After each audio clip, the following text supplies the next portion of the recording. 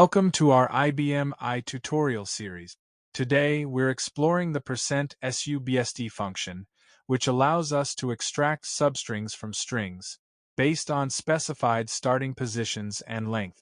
The %SUBST function in IBM I is used to extract a substring from a source string. It is incredibly useful for manipulating and retrieving specific portions of text data. Let's look at its syntax. %SUBST string start length. String, this is the source string from which you want to extract a substring. Start specifies the starting position within the string where extraction begins. Length, optional parameter that specifies the length of the substring to extract. If omitted, it extracts from the start position to the end of the string. Let's dive into an example to see how %SUBST works in action.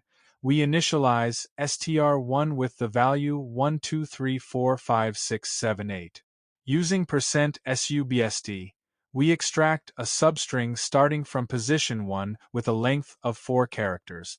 The extracted substring 1234 is then displayed using dsply.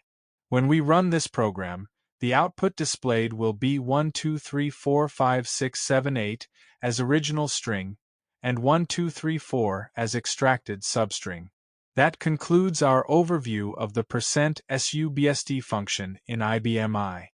It's an essential tool for string manipulation, allowing you to efficiently extract specific portions of text data. Thanks for watching our video tutorial on the %SUBST bolt-in function in IBM I RPGLE by programmers.io.